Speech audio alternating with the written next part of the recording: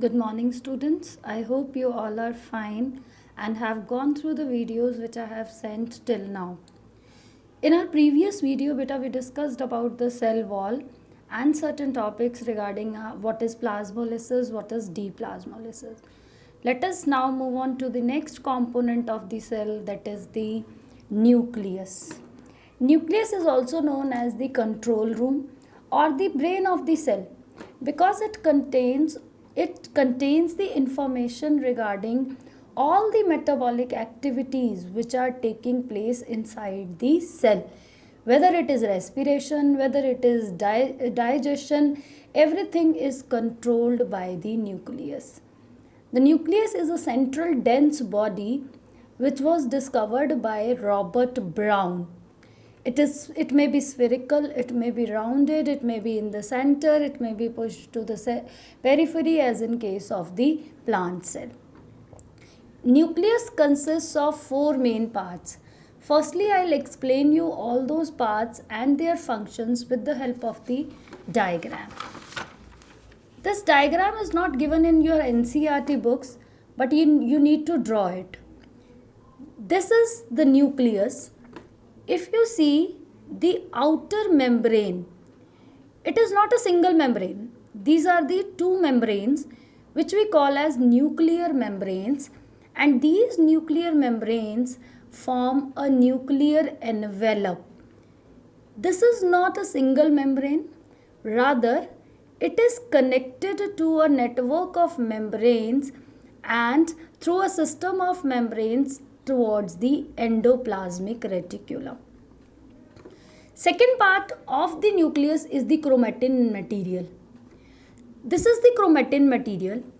Beta, in an undivided cell, when the cell is in the growth stage, genetic material, which is composed of DNA and proteins, is present as a intervened mass. Intervened mass मतलब एक दूसरे के अंदर उलझा हुआ.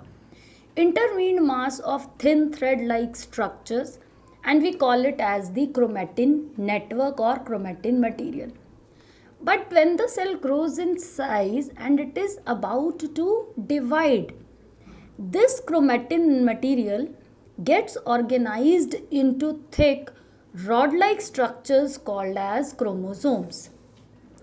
In an undivided cell, you will find genetic material as intervened mass, but when the cell is about to divide, this gets organized in the form of the chromosomes.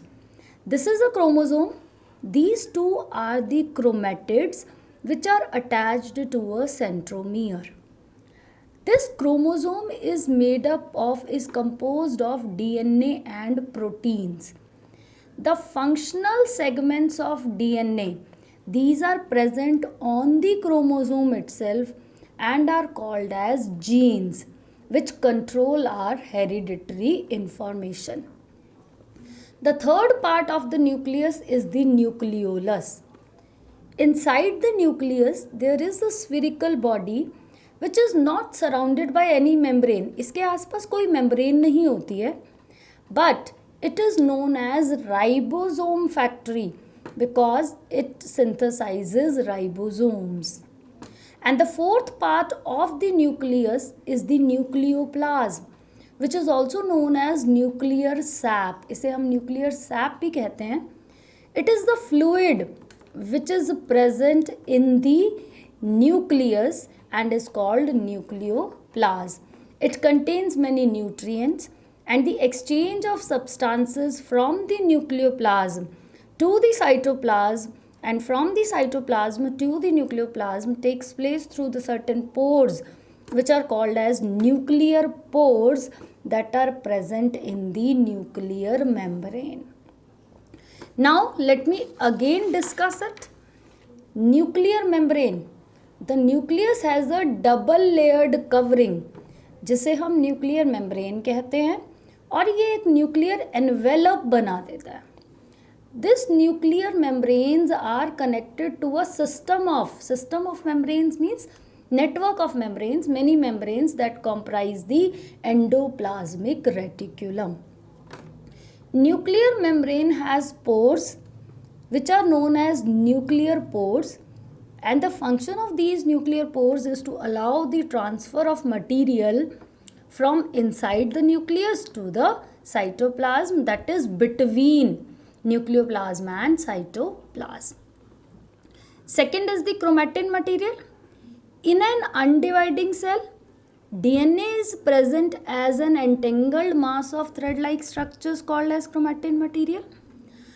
But nucleus contains chromosomes which are visible as rod-like structures when the cell is about to divide. These chromosomes are composed of DNA and proteins. DNA molecules, they contain the necessary information for all the activities which are occurring in the cell. Functional segments of DNA that get transformed into the proteins are called as the genes, and these genes also carry the hereditary information, that is the characters that are to be transmitted from the parent to the offspring. The third part is the nucleolus. It is a rounded body inside the nucleus. It is not enclosed by any membrane. It is the site of ribosome synthesis. It is rich in proteins and RNA. So the main function is that it forms the ribosomes, and that is why we call nucleolus as the ribosome factory. The fourth part of the nucleus is the nucleoplasm, which is also known as nuclear sap. It is a colorless, transparent, semi-fluid substance in which nucleolus and chromatin material are suspending. Now, what are the functions of the nucleus? Already discussed. It is the brain of the cell.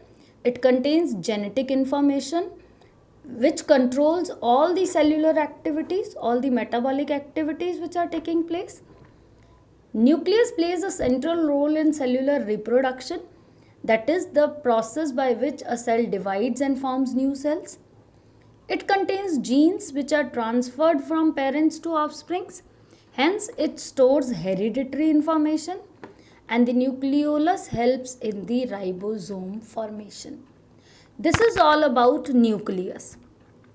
From today's topic, we are going to write a question, explain the structure and functions of the nucleus.